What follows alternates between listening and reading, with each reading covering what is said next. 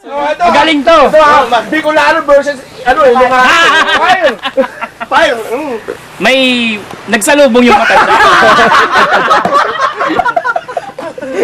Bakit? Nagsalubong yung matanda. Tapos, yung matanda tsaka mayaman, binata. Yung mayaman, may dalang pitbull, laki. Yung matanda, ang dala niya, askal, ang payat. Nung magsalubong yung dalaw, tinawanan nung binata yung matanda.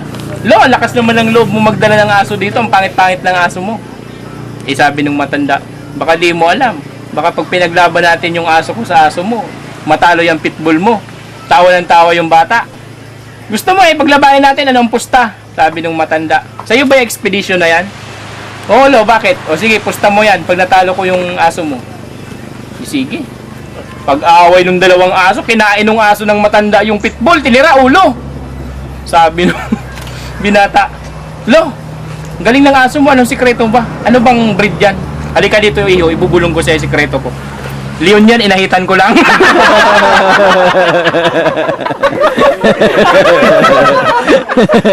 Ayan, benta. Leon din ito. Leon din. Tung. Leon naman ito. Yung Leon na inahiran ko. Isang show, sabihin natin sa Manila Zoo na lang ha. Sa Manila Zoo. Sa Manila Zoo, diba, alam natin nawawalan ng mga hayop. Nawalan ng leon.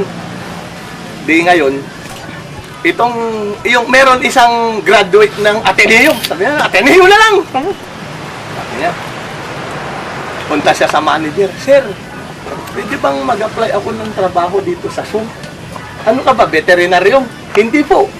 Ano tinapos mo? Ban po theater arts. Aba, sabi ng manager, tamang-tama iho. Namatay yung leon namin. Ganito gagawin mo ha. Magsuot ka ng costume na leon. Tapos doon ka sa leon. Magpanggap ka leon. Di nagpanggap nga siyang leon. Di ganun na lang ginagawa niya. Di minsan, isang araw, may katabi siyang kids ng gorilla. Itong gorilla ngayon, nahulog doon sa leon. Di ngayon, itong gorilla, ito palang gorillang to, nagpapanggap din. Kasi wala nga hayop makuha eh. Di sabi ng gorilla, di, patay. Kakainin ako ng hinayupak na leon na to.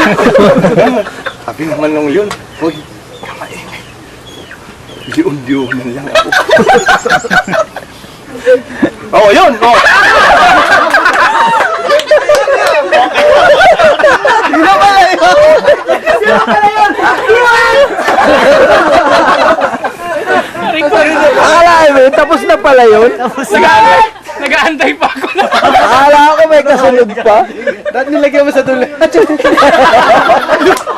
Yun lang. Ay, gorilla daw, gorilla! What? Oh, Johnny, sagutin mo rin, Leon. Wala na. Sa estudyante ulit. Di ba kanina, estudyante? Balik sa estudyante. Hindi ko na yan ha. Hindi ko na yun. Yung estudyante, tumatakbo siya. Uwi siya ng bahay. Pagdating niya sa bahay, sigaw siya ng sigaw. Ma! Ano, dati akong section 2, di ba? Transfer akong ngayon, section 1. Tuwan-tuwa yung nanay. Balak, ang galing mo. Siguro ngayon, napakatalino mo na. Siguro ngayon, kilala mo na kung sino si Jose Rizal. Kumamot yung anak. Ma!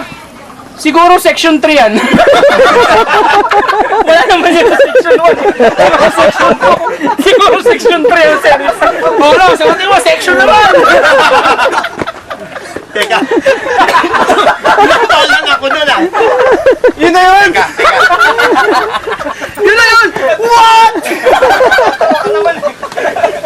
Sinasara ko na dahil naiinis naman ako. Puro mga tataranta doon. Pero ngayon, babasahin na sir ngayon yun. Talong asawa. Ba't kaya si Mrs. pag nadyan si kumpare dito pag kumanta ng ganun, nawawala, masundan nga. Kinabukasan, kunyari, pumasok siya ng trabaho. Sinantayin niya asawa niya, tago siya sa likod ng pintuan. Kita niya misis niya, nakagalit sa bintana. Duman yung kumpare niya. May dalang kalabaw. Kumakanta. Pupunta sa ilog, ikaw ay susunod. Sinundan niya.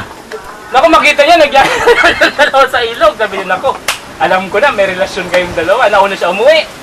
Pagdating niya ng bahay, ininit niya yung plancha. Alam mo yung plancha nilalagyan ng uling? Sa probinsya eh. Pagdating ng misis niya, plinansya niya yung ano, psss! Kinabukasan, dumaan na naman yung kumpare niya, kumakanta na naman. Pupunta sa ilog, ikaw ay susunod. Sumagot yung misis niya, nakaganon, hindi ako makasunod, ang pekpek ko'y sunod.